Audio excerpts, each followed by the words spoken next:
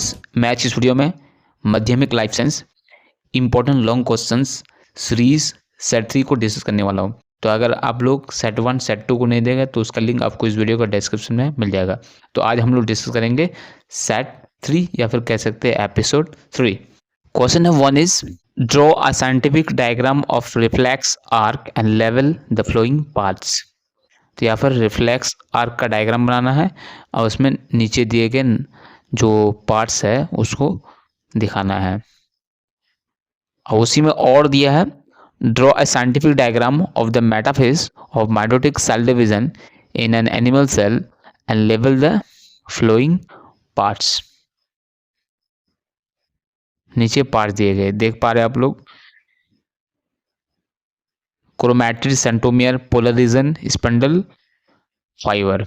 Okay, question number 2 देखिए, state 3 differences between plant and animal cell mitosis on the basis of flowing features।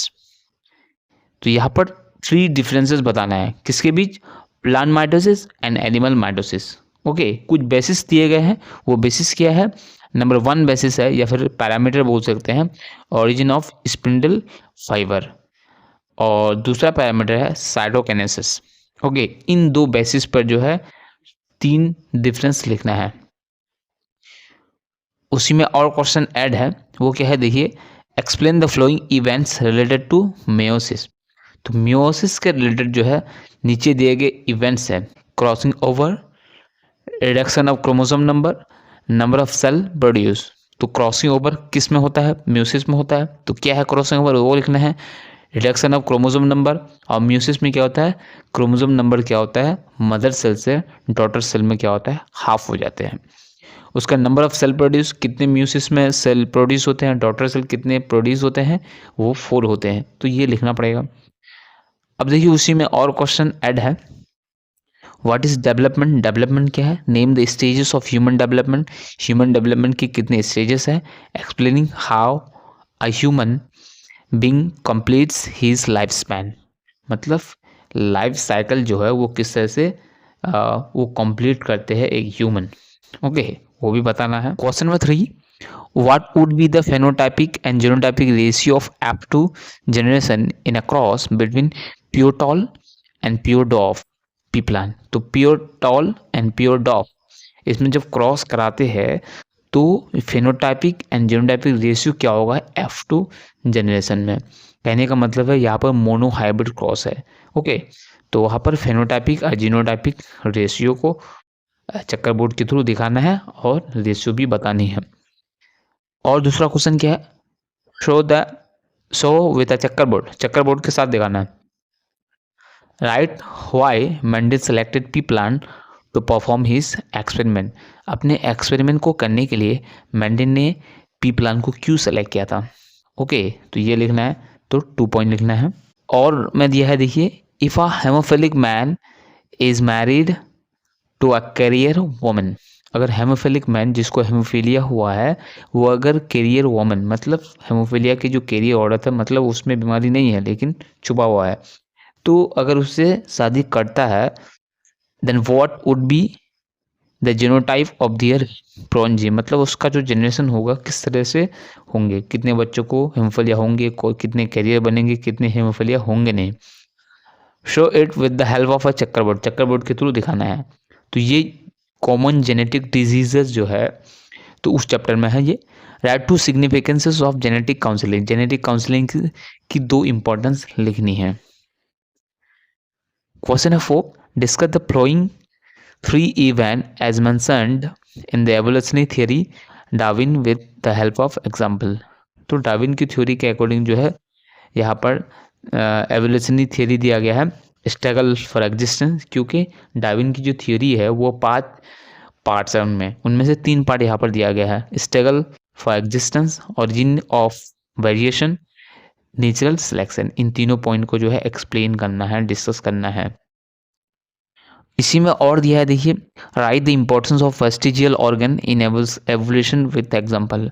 तो vestigial organ मतलब वो organ जो कुछ animal में यूजफुल है और कुछ में यूजलेस है। ओके, तो उसको बताना है क्या इंपॉर्टेंस है एवोल्यूशन में। How does a camel adapt itself in the desert where water is scanty.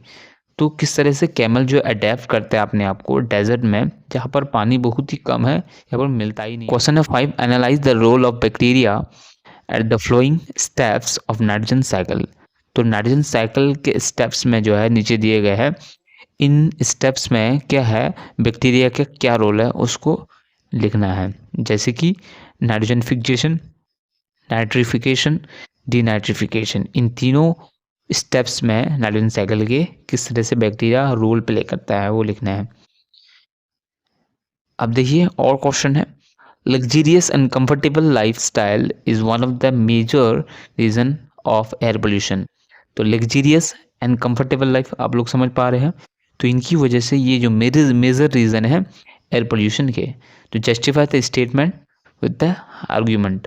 तो ये जो लाइन दिया है इस लाइन को जस्टिफाई करना है कि ये लाइन सही है या गलत है, क्योंकि जो पॉपुलेशन बढ़ रही है, पोल्यूशन ज़्यादा हो रही है, उसके बाद पॉपुलेशन जो है ज़्यादा होने की वजह से जो है उनकी लाइफ ज़्यादा कंफर्टेबल हो रही है, क्योंकि साइंटिस्ट अलग अलग चीज़ें ईजाद करे जिसकी वजह से वो क्या है, पोल्यूशन ज़्यादा हो रहा है। तो इस तरह से लिखना है। और में दिया गया देखिए, write the role of fertiliser, insecticide and weedicide in soil pollution. तो सॉइल पोल्यूशन में फर्टिलाइजर, इंसेक्टिसाइड एंड वीडिसाइड का क्या रोल है।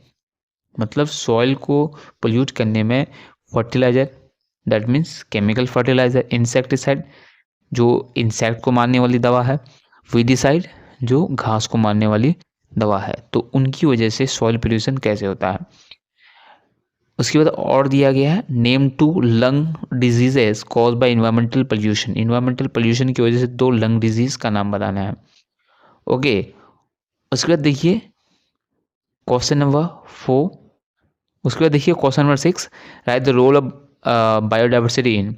तो बायोडाइवर्सिटी का क्या रोल है क्लाइमेट चेंज में। यहाँ पर और भी कुछ पैरामीटर होगा, यहाँ पर दिया गया नहीं है।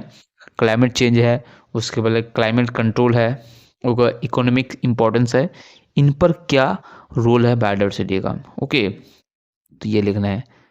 तो अगर आप लोग सेट 1 सेट 2 को नहीं देखें तो उसका लिंक आपको इस वीडियो का डिस्क्रिप्शन में मिल जाएगा, या फिर आप लोग देखे हैं तो अच्छी बात है। तो सेट 3 को भी आप लोग समझ चुके होंगे किस तरह से क्वेश्चन आ सकता है, किस तरह से पूछा जा सकता है। आप लोगों का आइडिया होगा कि इस तरह का क्वेश्चन आएगा कि नहीं, बात की बात है, लेकिन इससे आप लोग को आइडिया होगा कि इस तरह से क्वेश्चन पूछा जाता है। ओके।